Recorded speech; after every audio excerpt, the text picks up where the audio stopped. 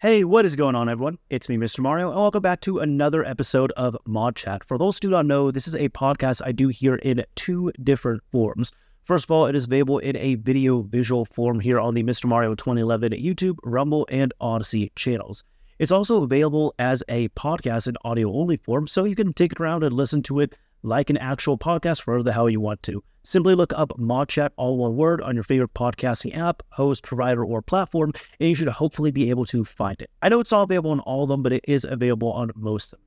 Either way, ModChat is where I come on. I talk to you all for about at least once a month, and we talk about things that I find cool, interesting, sometimes funny in the world of modding, video game console modding, all of that fun stuff. Now, I don't typically say this is a news show, but some people do use this as their source of news, and if you do, hey, awesome. Glad I can be of service to that. But either way, we have some pretty cool stuff that's going to be happening this month, including some long-awaited things for the PlayStation 4, so I'm sure this is going to be some old news, but as I said, this is not a news show, and we're still waiting for a few other things to happen, at least at the time of recording, so without further ado, let's go ahead and just jump right into the topics here and see what we have to cover. For our first release here, we're looking at Hawk, which doesn't explain all too much right from the name, but this is from Risey119, who has done some really awesome projects for the original Xbox, such as the Open Xenium, which is one of the best mod chips out there, which is a reverse engineered and open source version of the Xenium mod chips. However, this here is Hawk, which is an open source Xbox Live communicator. For those who do not know, you needed to have a communicator which fit into the memory unit slot on your original Xbox controller, and then you would plug in a headset to that so you can hear people and you can use voice chat and such with them. However, not only those are old and they're a little limited with the 2.5mm jack on there, but if we can make it better, why not? So this here is, as it says, an open source replacement for the Microsoft Xbox Live Communicator using modern components and custom open source firmware. It provides feature parity with the original communicator with the following differences. A 3.5mm TRRS jack is used to support more generic headsets, but states that stereo headsets will output as mono.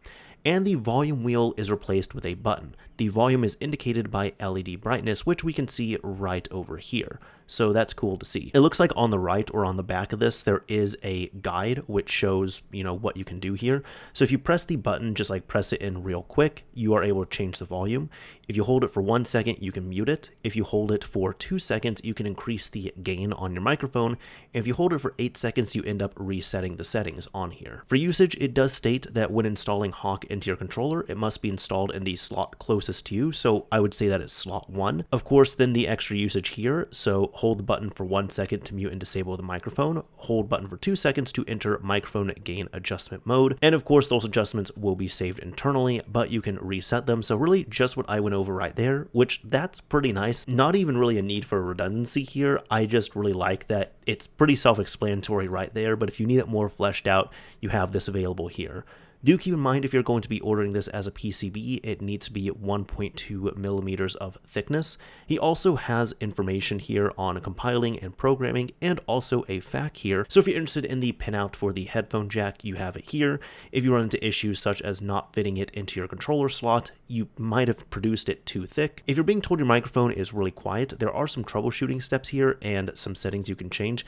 However, he even says if this is still too quiet, you can modify the max microphone gain variable and recompile the code to bump it up even higher. Either way, this is really cool to see here and a completely unexpected release. And if we come over to releases, you can come over here, and if you want to flash the firmware to this, you have a firmware.elf that you can flash this to. And it looks like here, if you want to come to the actual source and get this fabricated, I believe you can come to kit space. And here you have the bill of materials, you have the Gerbers, everything else here that you would need. And of course a PCB render, which it looks just like that. Either way, really awesome project to see here, and I'm sure many people who are playing on Insignia will have some fun with this. Because that's also a question that people might be asking, why would this be made for the original Xbox? Well, Insignia is a thing. Insignia does support VoIP, and while as you can track down one of those old communicators, you could also get one of these newer ones here and experience hopefully a nicer experience, I would say. Something updated for 2024. Now, things have been really heating up in the jailbreaking scene for the PlayStation 4, which I'm sure most people are interested in this section here, so I'm primarily going to be covering this for the rest of the episode. However, this is from Andy Wynn, otherwise known as The Flow, who has been responsible for many different jailbreaks and modifications for not just the PSP, but the PlayStation Vita and of course the PlayStation 4. We now have something that is working up to firmware 11.0, and this here is called PPPoE. I'm not being immature there, that's quite literally what it is, and it's called that because it is a play on PPPoE, because that is the entry point that it uses. But this here is not only a entry point, but this is also a kernel exploit as well too, meaning that everything can be tied together to create a jailbreak. And the cool thing is, this does not rely on WebKit at all. This is a different type of attack method here. This is not WebKit based, this is not BDJB, it doesn't have anything to do with the USB ports either. I know for 9.00, for example, the main entry point was using a WebKit exploit, but then you also had to have a specially formatted USB drive to insert and remove at a certain time due to the exFAT bug that it utilized. However, this here is over the Ethernet controller on this. He did release this video here demonstrating it, so it's only a minute. Let's go ahead and check it out. Now, just breaking it down, he's got his laptop right here. Looks like it's running Linux, or actually it's a Linux VM, but still it's running it there. He moves this over to his PlayStation 4, where you go to the test internet connection section. Now right here, he has this all set up where he has a stage 1 bin and stage 2 bin that is supposed to be sent over to the PlayStation 4 over this network interface right here, and it is specific for firmware 11.00 or 11.0. So it's going through this whole process here, and we'll let it wait. Still going through it. It's going to take a little bit of time here. All right, stage 1, memory corruption. Got to wait a little bit more.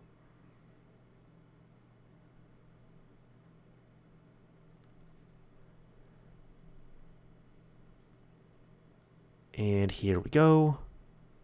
Waiting for that. Got the responses. Stage 2, Castler defect. So it was able to do that. Stage 3, remote code execution, which that is exactly what this is for here. And we're almost done. So as it goes through the rest of that, he should move this back over to the PlayStation 4. And once that's done, you get one of these errors which says cannot connect to network.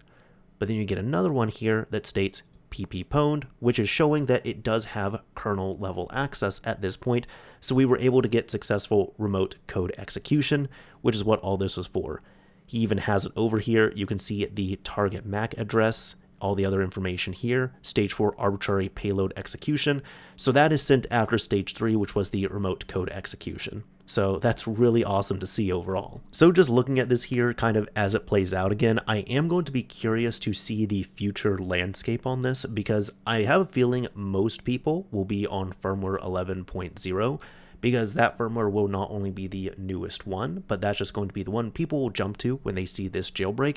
However, do keep in mind that if you are on a firmware higher than 9.0 and you're going to be using this, this is going to completely negate the need for using WebKit. So I wonder if there's just going to be a massive decrease in web hosts and such that are out there. Because as you can see right here, this is not over WebKit, and this cannot be done over WebKit from what I'm seeing. Now, he does have this available on GitHub as an open source project, and it is called PPPoE PlayStation 4 PPPoE RCE. It states here that this is a kernel remote code execution exploit for the PlayStation 4 up to firmware 11.00. This is a proof of concept exploit for CVE 2006-4304 that was reported responsibly to PlayStation. Supported firmwares are, and these are a lot of them here. So really, I'm not going to name off every single one, but it seems like this is compatible all the way from firmware 7.50 all the way up to 11. So if you're one of those people where you don't want to update, for example, maybe you're on firmware 9.00 and you already have a system that is jailbroken, you can use this as an alternative entry point. If you're on a firmware such as 8.52 or 9.04, and for whatever reason you cannot update because let's say you have a broken Blu-ray drive, for example, and that's preventing you from updating, and that is a very real issue out there, as long as you have stage 1 and stage 2 payloads that are compatible on your specific firmware version, you can use this as an entry point and be able to modify and jailbreak your system. It does even state here the exploit only prints PPPoE on your PlayStation 4 as a proof of concept. In order to launch launch Mira or similar homebrew enablers, the stage2.bin payload needs to be adapted. Now do keep in mind here, this is the original release that has not been touched from what I'm seeing here, so it does state for the requirements you are going to need a computer with an Ethernet port, although a USB adapter also works. You're going to need an Ethernet cable, and for this iteration here, you will need Python 3, GCC, and you are going to need Linux, so you can either run that bare metal on your computer or you can use a VM. But we're going to be talking about that later. I do also want to note as well too that from all of this here, if you have a computer with an Ethernet port and an Ethernet cable on your PlayStation 4, I am wondering here, it looks like if it's going to be that strict, then you're probably going to have to be hardwired on your PlayStation 4, as in you won't be able to do this over Wi-Fi, since this is, PPPoE, and that does rely on Ethernet right there. Now, he did also link this to HackerOne, which got a nice bounty of $12,500 right here, but the summary is saying a malicious PPPoE server can cause denial of service or potentially remote code execution in kernel context on the PlayStation 4/PlayStation 5. In 2 spots, there is a heap buffer overwrite and overread, and he also states for some reason the PlayStation 4/PlayStation 5 is vulnerable to this older CVE. By having invalid options, it is possible to create a heap buffer overwrite and overread. And the funny thing is, looking at this CVE right here, we can check this out. And this is not a new exploit by any means. You can look at it even in the title itself, but this is actually utilizing an exploit that was found in 2006. So this was found and disclosed in 2006, which is really funny to see it now be used in 2024 for a console that was released in 2013. It has had countless patch updates applied to it, but still you're able to bring this over. Now there's been several updates to this, but as pulling from the latest one here in regards to this, it seems like there's been a lot of firmware ports and a lot of payloads for this new exploit. However, people are still waiting on Gold Hen, which this is not the only homebrew enabler, but it is the main homebrew enabler that everyone seems to use just because it has, well, pretty much everything that people would be interested in. So following this Wololo article, they state here that following 8.50 compatibility added a couple days ago, PPPoE is now compatible with firmwares 7.50, 7.51, 7.55, 8.0, 8.01, 8.03, 8.50, 8.52 have been added thanks to Alazif, Chameleon, and Echo Stretch. Older firmwares are being added in particular for people who are stuck on specific older firmwares due to the infamous no BD problem, so that they can eventually upgrade out of their misery.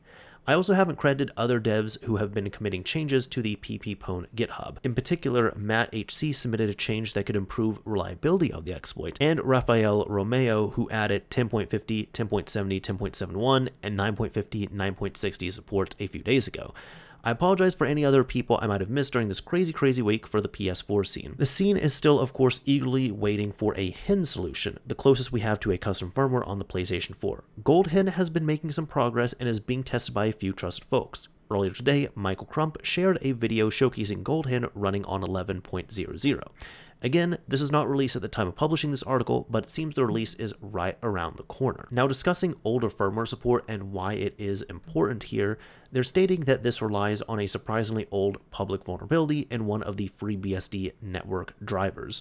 The vulnerability was apparently never patched for PlayStation 4 or incorrectly brought back at some point, which that has happened before. Details on how the vulnerability impacts the PS4 in particular can be found on HackerOne. PPPoE is confirmed to work up to 11.00, with existing implementations for firmware 7.50 up to 11.00 included. Now, people on 9.00 or below can still enjoy the previous jailbreak, which is POOB S4. Some folks are stuck on a given firmware and cannot upgrade their consoles due to the no BD issue. And there's a quote here saying, your PS4 is said to be no BD if its Blu-ray drive is missing or has been damaged. If you have such a no BD console, you probably already know or will soon discover that you cannot update your PS4 firmware anymore. This is annoying for multiple reasons, if only for the fact that there is no legit technical reason for this limitation on the PS4 firmware. You could still technically use the PS4 for a lot of other things, including digital game downloads, but the PlayStation gods have decided otherwise. It is up to the community to fix this mess and make it technically possible to update your firmware to the latest and greatest. By bypassing a few checks during installation of the firmware, these techniques are typically referred to as no-BD updaters. And it's stated that adding a kernel exploit for lower firmwares, including 8.50, gives users additional ways to eventually upgrade their console if they need to. This is just one of the benefits of porting a given exploit to multiple firmwares. And we see something right here, which is a no-BD updater. The goal of this was it was supposed to work on systems that were jailbreakable on 6.72 and 7.55, and then you run this and you're able to then update your system to 9.00. Now it states here that in its current implementation, PPPoE is a full jailbreak for the PS4 11.00 and below, but a lot of existing tools for the scene still need to be adapted to run on a firmware 11. In particular, the scene is eagerly waiting for custom firmwares such as Goldhen or Mira. Progress on this front is still ongoing. Now, in regards to payloads for this, it states in parallel to the firmware reports, Lightning Mods has been publishing a growing list of payloads compatible with firmware 11.00 on the PPPoE exploit. It states here, and I believe this is from Lightning Mods, that Stage 2 has been updated for support for debug settings on firmware 10.00. Some patches have also been disabled by default, but can be re-enabled via the extra patches flag. Now, the payloads here we have are the PS4 module dumper, which it states needs Stage 2 compiled with the module dumper flag set to 1. Decrypts and dumps all the system files to the USB connected. So this would really be to decrypt and dump your installed firmware. You have an update blocker here, which this one is important. It blocks updates by manually creating the required files in /update, then forcefully unmounts it. And then you have the PUP decryptor. Decrypts the outer layer of the PUP at mount USB 0 safe.ps4update.pup. The decrypted PUPs will be saved to the USB root with the suffix .dec. To use them, simply rename them to payload.bin and put them on your USB. So this is a big one here because I've had multiple people ask me in regards to update blocker, hey, what do I do? And just so you know, this is not like the PS3 where you can be on the latest and greatest firmware and you'll probably be okay. Jailbreaks for the PlayStation 4 are typically released only on older, outdated firmwares. So that means that if you accidentally update your system to the latest and greatest firmware, you will lose your jailbreak. So to this, when people have asked me, hey, what do I do? I've jailbroken my PS4 or I want to jailbreak my PS4. How do I prevent this from happening? The thing I tell them is the first thing you should do is jailbreak your PS4 using something such as Mira or Goldhen. The second thing you should do is run an update blocker. And after you run the update blocker, you can have all the fun you want to after that. Then in the future, if you ever want to update the firmware, you'll have to run an update enabler payload and then run your firmware update. For here though, it does state if you want to use any of these, you just have to replace the stage2.bin with whichever payload loader you are using. To install and run those, you basically install PPPoE following the instructions over here, replace stage2.bin with the payload loader from Lightning Mods as he's released one, download any of the payloads you want to run, rename it as payload.bin, and put it on the root of your USB drive. And you want to have a USB key inserted in your PS4 when you run the exploit. So that's an interesting one right there in regards to how this is working. You not only need your computer or a device which can be capable of pushing this exploit, but you're also going to need the payloads on your USB drive, which is going to be inserted in the PS4. Now, because of that here, many people were immediately asking, is there another way to run this? Do I have to be in Linux? Is there an easier way to do it? And I'm not going to cover just one. I'm not going to cover two. I'm actually going to be highlighting and covering 3 alternative methods here, which these are not the jailbreaks themselves. These are really just clients which allow you to end up doing this here. But one of the first ones I saw, I think the first one I saw was PPPoE Go, which is a Windows-based application you can run where you can easily select the Ethernet controller that you're going to be utilizing. You can then select the firmware your system is on, and then you can select the payload you want to push, and then you're able to push that to your PlayStation 4. Now for PPPoE Go, it states here the supported versions are that 11.00 supports the installation of packages and will soon support the injection of Goldhen. Again, we're just waiting on a public release. 10.00 and 10.01 support installation of packages. 9.00 you can inject Goldhen, and then all the other firmwares here, it's yet to be determined on this. For this, you need at least Windows 7 on here, and they do state, just demo, don't have too high expectations. The current overall success rate is not high.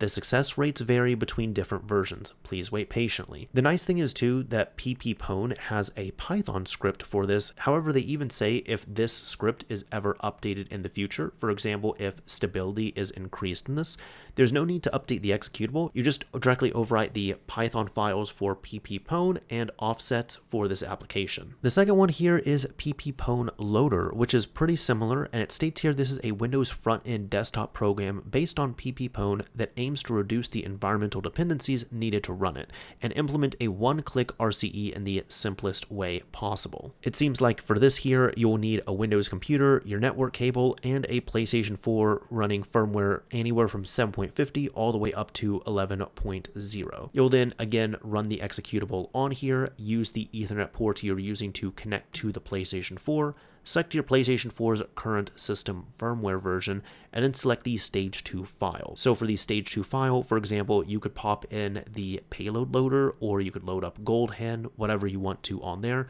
as long as it's been compiled for your specific firmware. And this one has some screenshots here. It looks a little something like this, where as you can see, you run the application, you have the stage2.bin that you are pointing towards, and when it's ready to run the exploit, you just click on start, and it should in theory do that. For this in the settings, of course, you pick your interface you're using, you pick the firmware that you are on, and then once you click this, it just goes through these stages. If you have to retry it, you can, and also shows the debug text right here. And we're showing a third one right here, which is Easy PPPoE Bin Loader. This is the same thing essentially, except you can see right here, it's kind of all in one screen. So as you can see, you have to feed it the pppoe.python file as well as the offsets.python file. So the nice thing is, if these are ever updated, you can just drop in your own, or if you want to modify them yourselves, you can do that. You can select your network interface, select the firmware for your PlayStation, then put in your stage 1 and stage 2 payloads right there. From what I've seen with all this, stage 1 is going to be the kernel exploit itself, and stage 2 is going to be the main payload you're trying to run. Again, whether that be an update blocker, a payload loader, Gold Hen, Mira, whatever you want to do is going to be stage 2. Just like the previous one, it states that PPPoE is a kernel remote code execution exploit for the PS4 up to firmware 11. This is a proof of concept exploit for this CVE that was reported responsible to PlayStation. It shows the supported versions here, which at the time of recording this, the lowest one is 8.00. So this has definitely been exciting to see overall, and some people who are watching and listening to this might be wondering, okay, what do I do now at this point? Well, I will say this, if you have a low firmware PlayStation 4 that you are interested in jailbreaking, check and make sure that it is on firmware 11 or lower. If your firmware is somewhere higher than 11 and you're wanting a jailbreak in the future, you might be waiting several years again for this, but if you're wanting that console jailbroken, I'd recommend taking it offline now and waiting. If you are on one of these firmware versions, for example, if you're on a lower one, some people might be wondering, should I just update to a higher firmware? I guess I'll say this, if you're on a firmware lower than 9.00, at this point it's been several years, and quite honestly, the firmware 9.00 exploit with PPPoE is incredibly stable, and it's a really good jailbreak. So if you have, for example, 8.52 and you update to 9.00, I personally don't see an issue with that. However, if you're on 9.03, 9.04, or something else, I'd recommend just staying where you're at and waiting. Not only we'll see where the landscape is with different firmwares, but more importantly, since this is still a proof of concept, from what I'm reading and seeing, people have said so far that the success rate here is kind of low right now. So you might have to try many times and keep getting kernel panics where you have to restart your PS4 and such, which is why having something really stable, such as the 9.00 PPPoE jailbreak, is really nice. That's all to say too, this one should be self-explanatory, but if you're on firmware 9.00 and you want to update to 11 because you're excited, I would recommend just kind of waiting on that as well too. Again, even I myself, I'd really only update to firmware 11 once this has been more stable and once there's more development on this, which I have no doubt that we're going to see. But overall, really awesome to see this overall several years after this, because I want to say it's been over 2 years since we had the 9.00 jailbreak. I believe that ended up releasing December 2021. And yeah, it's been about 2.5 years later, and we have something on newer firmwares. For our last topic here, I usually like to cover something in regards to the modding scene, which is funny, interesting, cool, maybe a combination of all of them, but something in regards to modding, whether it is directly or indirectly related to it. Well, here, this is in regards to Persona 5 Royal, a fantastic game that I got to finish up last year, but in it, at one point, when you're kind of getting your money up and everything, you end up getting a game console and a TV in your room. Well, you can, if you choose to buy them, and you can play some video games to boost your stats and such in-game. Now, there's something with Doom where, when it comes to reverse engineering and modifying, usually the goal is to get Doom running on everything, and, well, now you can run Doom in Persona 5 Royal. So checking out this GBA article from Stephen Malone, they state here that Doom is well known for being ported to basically every device with some kind of input, and that list now includes the old retro game console in Persona 5 Royal. Modders King Jack Skellington and Zan1242 released the DOOMSona mod today that lets you buy the shareware version of the original Doom at the secondhand store in Yongen Jaya. Doom is fully playable and, like the other games Joker can play in his room, will grant the player a social stat upgrade when they're finished. In this case, his guts will increase, and prompt commentary from Morgana before and after playing.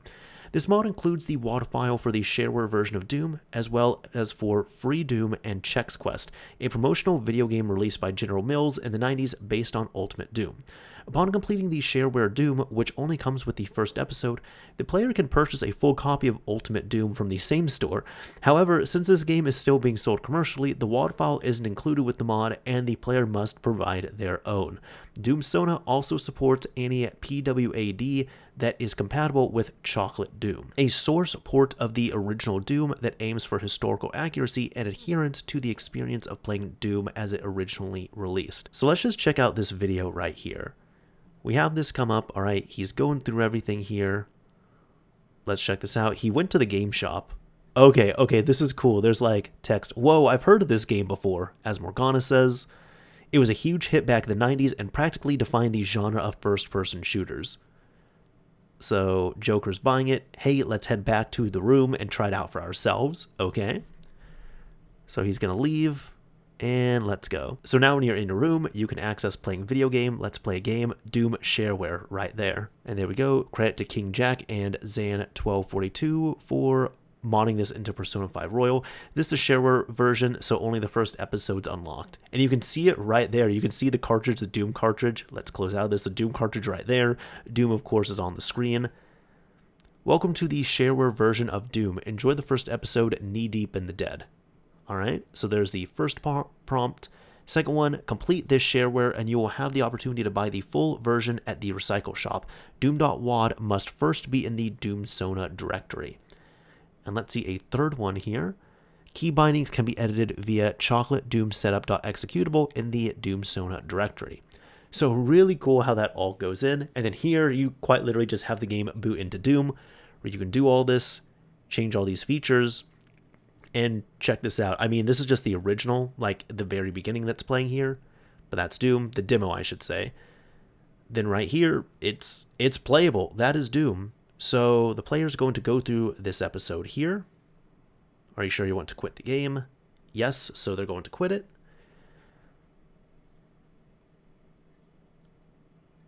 And then it looks like here at the end, hey, you actually managed to play the game normally. Good one. So there's that. I really enjoyed this game. I bet killing all those imps and demons increased your guts. Is there anything else Morgana's going to say? That's awesome. All right, you get your stat bonus there. Point up. Awesome. And I guess that's it. Well, it's getting late. Let's head to sleep soon, okay? And that's all there is. That's awesome. We can even check out the Game Banana page right here for the actual mod itself. And it looks like here you have everything right from this. It is working on Persona 5 Royal, the PC version. So if you're wanting to play this on a modified PlayStation 4 or a PS3 or a, well, not PS3 because they didn't have Royal, but if you want to play this on Switch, I guess we're just going to have to see if this gets ported to other platforms. But looking at this here, this does allow you to play Doom shareware, Doom 1, Ultimate Doom, Doom 2, Hell on Earth, Free Doom Phase 1, Free Doom Phase 2, and Chex Quest, which I just like how that is running on the same engine and such, but I like how it's just like you have all these hellish games and then just the innocent one right there. Overall, this is one of the coolest mods I've seen in a while, and I just love this here because not only they integrate it into the game, but you can quite literally play this game in the game, which all the other games that you can play in Persona 5 or Persona 5 Royal are not like that. You're really just kind of talking through them. You select some options, but you don't actually get like, hands on the keyboard and mouse like you do on here, which is really cool to see. Anyways, that is about it for this episode of ModChat. I hope you all enjoyed it. I hope it helped out. I hope it was entertaining. And if it was any of those things, a like would absolutely be appreciated. If you didn't like it, a dislike is fine as well too. But I always like to do this at the end of these episodes here. I like to pick a keyword or a key phrase. And if you made it to the end of this episode and you've used that keyword or key phrase in a comment on the video upload, I'll know that you've made it to the end. Typically, I do kind of grab something off my desk here. So, this is the charger I use for my Fitbit. For a while, I didn't use them here. Not this, but I was using some that was not a Fitbit. But how about this? How about charger? What type of chargers do you use? Do you like that USB-C is a standard? Do you think everything should be charging properly through USB-C? Do you like those barrel jack chargers? Let me know what kind of chargers you like, dislike, which ones you might use, and I'll know that you've made to the end of this episode. Either way, as I said earlier, if you enjoyed this episode, a like would absolutely be appreciated. If you didn't like it, a dislike is fine as well too. But as I always say, this is Mr. Mario, signing off. Thank you all for listening and watching, everyone. And until next time.